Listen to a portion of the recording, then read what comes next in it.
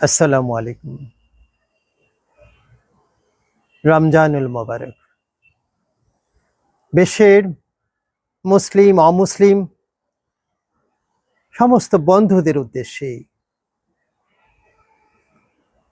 মনটা কয়েকদিন যাবৎ ভীষণ খারাপ। মাহে রমজান, তার মাঝখানে যুদ্ধ বিগ্রহ, মানুষের মৃত্যুর আর্তনাদ, রক্তের বন্যা বইছে। ইসরায়েল, আমেরিকা, ইরানের এই যুদ্ধে লক্ষ লক্ষ মানুষ বাস্তুহারা হচ্ছে। মানুষ কি যুদ্ধ চায়?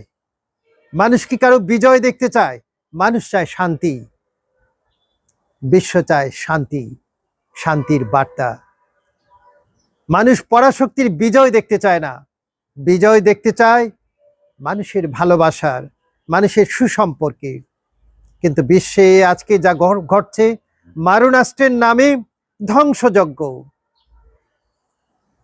আমাকে মেরে ফেলবে, আমার ইচ্ছার বিরুদ্ধে যুদ্ধ করবে তারা। এটা মেনে নেওয়া যায় না।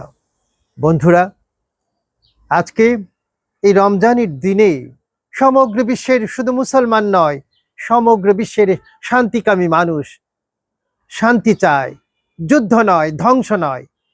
আমরা একটা শান্তির বাতাবহে সুন্দর পৃথিবী দেখতে চাই। তুমি মারণাস্ত্র তৈরি করবে, উল্লাস করবে, নগরের পর নগর ধ্বংস করে দেবে, তেল ক্ষেত্র ধ্বংস করে দেবে, মানুষের অর্থনীতি ধ্বংস করে দেবে। এটা হতে পারে না। আমরা শান্তি চাই, শান্তির পৃথিবী চাই। এই ধ্বংসযজ্ঞ আমরা দেখতে চাই না।